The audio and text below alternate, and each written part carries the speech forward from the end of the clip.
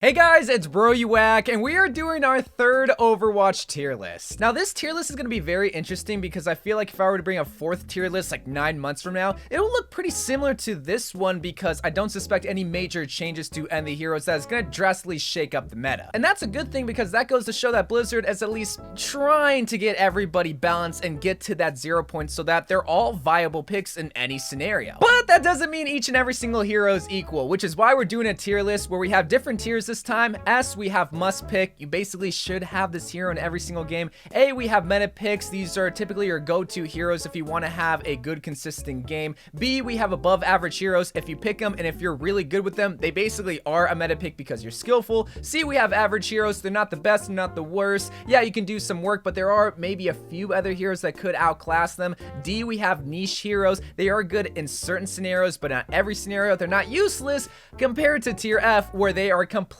useless. But more than likely, my list is going to be different than your list, and in some cases, there's even going to be some wrong heroes at different tiers. But I've been playing this game for 5 years. I feel like I have a decent grasp at this game. So let's get it started first and foremost with Ana. Now, Ana has always been a consistently good hero. The only problem is that she does have a high skill cap, but that doesn't make her a bad hero. That just makes the players that are playing her really bad. So that's why I'm putting her in the A category. Yeah, she could easily make a case for S tier because she has such a good toolkit that can really make or break the game, but I feel like because of that high skill cap, that is the only reason why she's not in S tier. Not everybody can just pick her up and do good with her. Next up, we have Ashe. Now, she is an excellent hero, but it's all due to her ultimate, Bob. That is the thickest ultimate in the game. All jokes aside, though, Bob is actually a really good ultimate and is a big reason why Ashe does so well, along with her ability to out damage a lot of people at long range, but she does get out sniped, if you do want to consider her a sniper, by other snipers like Widowmaker and Hanzo. So that's why I'm going to be putting her at above average in the B tier. Coach Gun allows her to get onto the high grounds a lot easier compared to like McCree and Soldier, but Widowmaker and Hanzo, they can out sniper at long range, and especially Hanzo can out DPS her at close range and win a 1v1 compared to her. Like, Hanzo does a lot of good things. Ew, is that foreshadowing I smell? Next up, we have Hammond. Now, this is an interesting hero, and it's all due to the fact that he's a great solo tank. He can do good without really needing another tank to help him out, but he puts himself into too much dangerous situations to be a consistent, viable tank hero. So that's why I'm maybe putting him in the average hero. Again, Overwatch in the year 2021, every hero has some form of CC. A Mei Freeze, a Brigitte Bash, a Sigma Rock, a McCree Flashbang, a Roadhog Hook. More than likely, they're gonna have somebody stopping you when you're trying to ball in and knock them all down like a bunch of bowling pins. Now we're at Batiste, and I feel like he's getting the same treatment that Brigitte got when she was seen as an OP hero. I mean, a lot of people are complaining about Immortality Field, and that's really it. I mean, besides Immortality Field, Batiste is still a solid hero, but because he has Immortality Field, that puts him at A. Now, because he has been getting a lot of nerfs recently, I feel like he's teetering between B and A tier right now, but the fact that he has great heals as long as everybody's just clumped up together, a great damage here if you're able to aim at the enemy, and the ability to like launch yourself in the air and get onto high grounds and get away from like dangerous situations good too. Like, he provides so much utility for a team that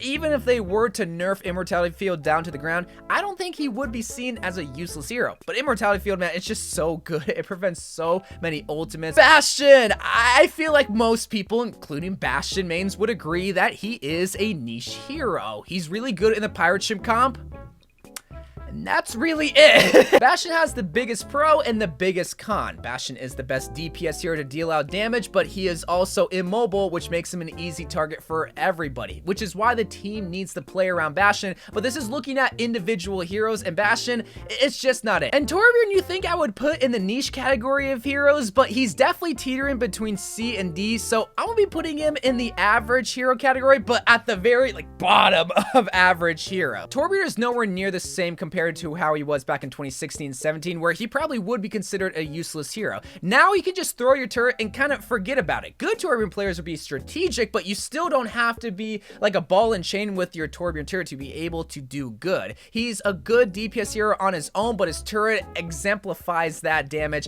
tremendously. Brigitte, this one's a tough one because if you haven't been playing Overwatch for a year, then you might think that she's like an S or AT hero because of the GOATS meta, and you think that she's still overpowered. But I'm gonna be putting putting her in the average hero category, definitely above Torbjorn, because she's still a solid hero, but all those nerfs that she got like a year ago were just too devastating for her to even be sniffing the A or S tier category. Doesn't heal that fast, and unless you're being super aggressive with your team that's kind of protecting you as Brigitte, you're not going to be doing as much healing as compared to when you were with the GOATS meta. Oh, Doomfist, man, I complain about him time and time again. He's the new Hanzo for me. I hate facing against a Doomfist, but it's all because I'm a big baby and I don't play his counters, which there's a lot of them. So I'm going to be putting him in the average category of heroes, but above, I would say maybe above Hammond. Good Doomfist players are going to utilize his mobility along with using one of the best insta-kill abilities, his rocket punch, allowing him to get even more shields. He's just an unstoppable killing force if he gets any more than like 300 health, because yeah, even if you stun, he can still get out of there with his rocket punch. Diva's slowly getting better. She recently got 2 big changes where she got 300 armor, which a lot of people seem to sweep under the rug because of her second change where she's able to get insta kills on squishies, 250 damage every single time she calls in a mech, and if there is an enemy in her vicinity, then she's gonna squish them. So that's why I'm putting her in the B category, because she is so devastating in massive team fights, all because of her callback ultimate, and also because she has a lot more sustainability with her armor. Echo's gonna be joining Diva in the B category heroes, but I feel like she's teetering between C and B tier. But it's her ultimate that gets her in the B tier to begin with, because it's one of the best in the game. Because she is able to fly in the enemy's back line and copy, say, like a Reinhardt, that will allow for teams to be a lot more aggressive than normal, and a lot of teams don't know how to handle aggressive team pushes, especially one with 2 beefy tanks with 2 Reinhardts.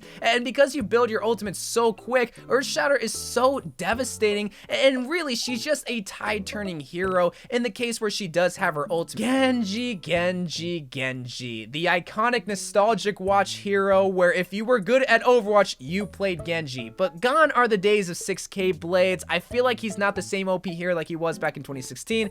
He's in the average category of heroes, but I feel like, see, Genji's always tough to rate. A god like Genji is so lethal, but similar like Hammond, Genji kind of has to put himself in somewhat dangerous situations, and if you don't use your abilities in the right way, like deflecting at the right time and knowing when to dash, he can be caught with his pants down and easily killed. But a god tier Genji is not gonna get caught with his pants down, so that's why I feel like he's a very balanced hero in the sense that he does have a high skill cap to where if you're good at Overwatch and you're good at Genji, you deserve to beat the enemy team. Hanzo, we have finally reached him. Everybody asks me why I hate Hanzo, and it's because unlike his brother, he is not a skillful hero. He is one of the most skillless heroes in Overwatch, but he does so good. That's why he's a meta pick. He has always been good, and only now are people realizing that he's an excellent DPS hero in all scenarios, against squishies, against tanks, even when tanks are diving him like a Winston as Diva. Because he has his lunge ability, he just needs to time it out and lunge towards the health pack, lunge towards his support, just lunge towards anybody that's gonna protect him. And because he has the versatility to climb up the wall and snipe you at any distance, short or long range, that's why he's an excellent hero.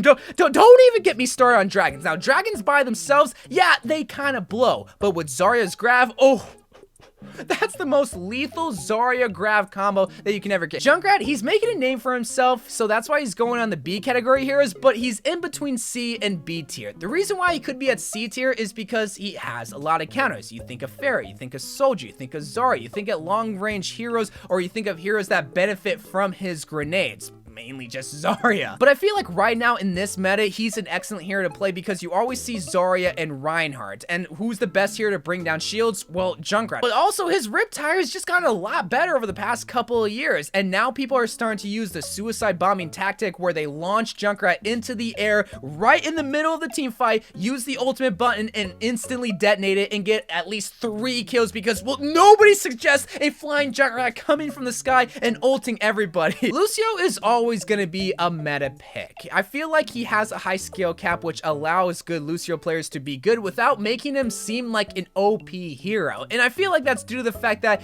yeah, he's not really the DPS god of the support category. That more or less goes to like Batiste or Zenyatta. But he has so much utility that can benefit the team, plus his ultimate can counter a lot of ultimates like a Reinhardt ultimate or a Zarya ultimate or a Sigma ultimate, because Sigma was very powerful there for a while. McCree is gonna be joining Lucio in the the meta picks, and it's all because he got a buff to his health. He got 25 extra health, and for whatever reason, that sent him above a lot of other DPS heroes. McCree's kind of similar to Hanzo in the sense where he can do good at long distances, but he especially does good in close range combat. He basically should be able to win every single 1v1 fight, maybe not against like a Mei and Reaper if timed out with the flashbang right, but more or less you should stop a lot of heroes with a flashbang, either with a fan the hammer, which bad McCree players do, i.e. me, or just instantly headshot them. We have finally reached Mei. What is the Mei main gonna put her at on this tier list? Of course, I'm gonna be putting her in the D category of heroes. Now, I've been saying this for the longest time now. Mei is just bad. If you get frozen by Mei, you are a bad Overwatch player. She went on a world tour where she received a nerf to basically every single part about her. The only buff that she got in compensation for that was 2 extra shots to her secondary and the ability to reload over time the longer that she stays in her ice block. Everything else, now she's not useless, but she is she's better than Bastion, I will say that. She's really good on defense, and in the hands of a main like me, yeah, I can make her look OP, but I doubt you're running into a Mei every single game. The only times where it seems like Mei is OP is when someone brings out the surprise Mei and freezes you because it's unexpected, because they pro'd out the Mei because nobody plays her. Mercy, on the other hand, is not a bad hero. She does a lot for her team, but where do I put her? I'm afraid to put her anywhere because no matter what, I'm wrong. If I don't put her in S tier, then all the K-pop stands and Mercy main one tricks are gonna cancel me. But if I put her in like average, then that's not high enough.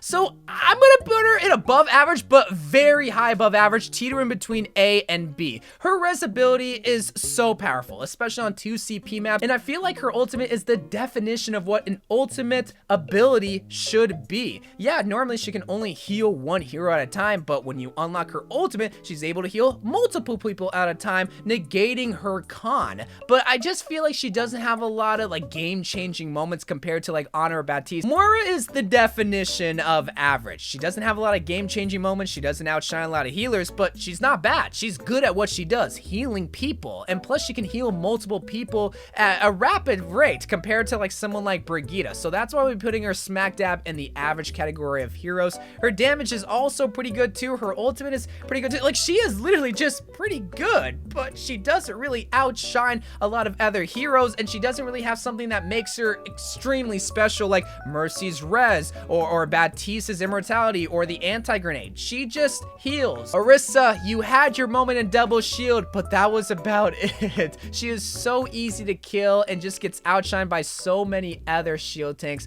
so I'm putting her in the D category of heroes. Like, she has a decent ultimate, but it can get easily destroyed. Her shield, yeah, it's on cooldown, but it only has 600 points. Yeah, you can do a lot of damage at long distances, and that's her main niche, and she's good in the pirate ship comp, but that's really it. Now, I need to give some context before I rank Pharah, because we're not ranking Pharmacy, we're ranking Pharah by herself without a Mercy. Yeah, Pharmacy, it's probably a meta pick, but Pharah by herself, I'm putting her in the D category of heroes, but at the high D category of heroes, because what makes her so special is her flyability, but that also is a hindrance because that puts her in a very vulnerable spot if you don't have like a heal orb or a Mercy protecting you. Plus, her ultimate even enhances the vulnerability, keeping her still. Maybe if they allow her to move, it'd be better, but right now, she's in D tier. Reaper, they just can't figure out how to make Reaper really OP. They keep trying, but he's still just an average hero. I feel like he's a little bit better than Torbjorn and maybe Brigitte because in close combat, but that's all that he excels in is close combat. But he does it really well. But in Overwatch, when you have heroes that can excel in close combat and far distances like Hanzo and like McCree, you're gonna have a tough time keeping up. Here we are, boys and girls, at Reinhardt, the first must-pick hero in Overwatch. Now, I don't want to necessarily say that Reinhardt is a must-pick himself, but his shield is the must-pick aspect. But his Earth Shatter is also what helps him stay in S tier because, well, I mean, being able to stop enemies in their track to get easy kills, yeah, I would take that all day. Roadhog Roadhog, he's surprisingly a tough hero to rank, but I'm gonna be putting him at a high C tier, and it's all because he has the best opportunity to insta-kill a hero with the hook one-shot combo, and it's not like you even necessarily need to be good to be able to pull that off, but he does have a lot of drawbacks. He is a big ultimate battery, and if you're playing someone like Soldier, or McCree, or Hanzo, or even Ana, then you're not only able to, well, shoot him, and he's not able to touch you, but in the case of Ana, if you throw an anti-grenade on the Roadhog, he's pretty much done for because he really relies on his self-healing ability. Sigma, in the double shield meta, he would be considered S-pick, and then once he got nerfed, he was still a good, consistent meta pick, but right now, I just feel like he's an above average hero. He's really good with his shield compared to Diva because it's way better protection, but it gets easily outclassed by Reinhardt's shield. But his ultimate is still really good because being able to uplift people and leave them vulnerable to be able to kill them before you even slam them down to the ground, yeah, sign me up, please. But I don't know, man. He just doesn't bring a lot of like oomph compared to Reinhardt or compared to shoot, even Diva if you're fighting in big clumpy team fights. Sigma, he's very slow. Soldier at one point was competing with McCree for the DPS hit scan crown, and then McCree got his health buff. So that's why I'm putting him at the C category of heroes, because once again, he just gets outshined by so many other DPS heroes, but it's not like he's bad. So that's why we're putting him like above Reaper and Torbjorn, because his Helix Rocket, 120 damage with a 6-second cooldown, yeah, that's a pretty solid ability and could potentially wipe a squishy if he can just get a couple of headshots. He's just average, man. He's just an average hero. There are better heroes, there are worse heroes. Soldier, he's right smack dab in the middle. Sombra is going to be one of those heroes that I feel like most people are going to disagree with the placing on this list, and it's all because I give her way more credit than people are giving her. I think she's a high above average hero, and it's all due to her toolkit. Nobody else can hack health packs. Nobody else can instantly bring down a shield. Nobody else can ensure that a hero like Mei or Roadhog can't heal. Nobody else can bring a Hammond out of his defense mode. She can counter and do so much that I feel like the only reason why people think she is a terrible hero that belongs in niche is because people aren't communicating with her. People aren't saying, hey, this hero's hacked. Hey, I'm gonna hack this hero. Hey, this health pack's hacked. Plus her EMP ability, it's probably the closest ultimate that is the I win button in Overwatch. If you have an EMP on the second point of Hanamura or Temple of Anubis, you should win the fight. But while I've been giving a lot of credit to Sombra, I feel like in the past, I haven't been giving any credit to Symmetra. Now, I feel like some people are expecting me to put her in the useless category. I'm gonna be putting her in the average category heroes. And again, this is another hero that people be like, no, she's completely useless, she is terrible. Let me explain Symmetra. Symmetra has the biggest wildcard factor in Overwatch. You do not expect to go against a Symmetra, but you especially do not expect to go against a good Symmetra where the enemy team is playing around her. Her teleporter is, again, one of those abilities that can do what nobody else can do. And especially on 2 CP maps, if you can get a teleporter off on, say, like the high ground behind the enemy team, it just causes so much chaos, and that provides such a competitive advantage for your team. Plus, on defense, she's in a nuisance. She brings a lot of tilt factor to the game because, oh my god, these turrets, nobody's destroying these turrets. Why aren't we destroying this Symmetra? And when she gets to level 3, because she's just focusing the Reinhardt shield, she is one of the most unstoppable DPS heroes of all time. But she is a wildcard hero. There are a lot of counters to her. You are able to stop a lot of Symmetra players if the enemy team is not playing around her. Like, yeah, in some cases, she might seem like a must-pick broken OP here because she's so annoying, but in some cases, she can also be useless. Tracer, just like Genji, has a very high skill cap, which can allow for godlike Tracers to flourish, so that's why I'm putting her in above average, but above Genji. If there's not a DPS on your team that can stop the godlike Tracer, she's gonna probably roll you because she's gonna focus the supports, and because you can't stop her, and the Roadhog and the Reinhardt at the front lines not peeling towards the support, yeah, it's gonna be a difficult fight because, well, you're fighting at the front and you're also fighting in the back. What do you focus on? Widowmaker. She has always been a meta pick hero, and here is my silly argument. It's kind of dumb admittedly, but what is the hero that every single hacker picks? It's Widowmaker. And why is that? Because you have the best chance to get insta kills if they have an aimbot, but you have the biggest protection opportunity because you fight at long distances. But the big reason why Widowmaker gets beaten out by Hanzo is, well, yeah, she is the quintessential sniper, can beat a lot of heroes at long distances. Hanzo can still hang and get insta kills at long range. Plus, at short range fights, Hanzo definitely beats out Widowmaker. At mid range fights, yeah, unless you're like Caffrey or you have a lot of skill with Widowmaker, I would take Hanzo 9 times out of 10. Plus, his ultimate is way better than Widowmaker, and the Storm Arrow, I feel like is way better than the Trap Mines. Winston, he's getting back there. Like I mentioned before, Dive is making a comeback, so that's why Diva, Tracer, and Genji are kind of above average, but I don't know, man. With McCree being meta right now, and with Hanzo being able to take out Winston, and while he is the quintessential part of Dive, I feel like Winston belongs at the average category of heroes. His bubble, while in some cases, it's a little bit better than Orissa's, I wouldn't take it over Reinhardt's or even Sigma's. Now for Zarya, I am so tempted to put her with Reinhardt in the must pick, but I'm gonna be putting her at the top of A tier, and here's why. When it comes to Reinhardt, he can play with other tanks. You want to play the lethal Zarya and Reinhardt combo, but you can play a Reinhardt with a Diva. You can play a Reinhardt with a Sigma double shoot. You can even play a Reinhardt with a Roadhog if they're really good at hooking, but you can't say the same with Zarya. I would rather play a Diva with a Reinhardt than with a Zarya and Diva. But again, she is at the very top of all these other heroes. Her grab is great. Her bubbles could, in a way, be your secondary protection if you don't have a main shield. There is just so much opportunity for the past 4.5 years that people have never forgotten how powerful she is, and she's not going to be getting a massive nerf anytime soon to bring her down to average or below average indeed. And last but certainly not least, we have Zenyatta, and I'll be putting him in the above average category. He's a solid hero with a great ultimate that can counter Grav or counter maybe Sigma ultimate. Compared to Lucio's ultimate, I feel like Lucio's a little bit better, but Zenyatta's is still really good. Plus Discord Orb, if you have a godlike DPS hero, they're gonna take full advantage of it. But he is very prone to, say, someone like Genji, Tracer, Hanzo, Widowmaker, McCree. He's prone to a lot of DPS heroes, so that's why he's not anywhere close to like meta or S tier, but he's still a very solid hero to pick. But you still want to consider having a main healer, and if you don't, maybe stay away from Zenyatta. But that, ladies and gentlemen, is my 3.0 Overwatch tier list. I do want to do one more of these right before Overwatch 2 comes out, but if it's going to be coming out in the year 2027, then expect more of these tier lists, because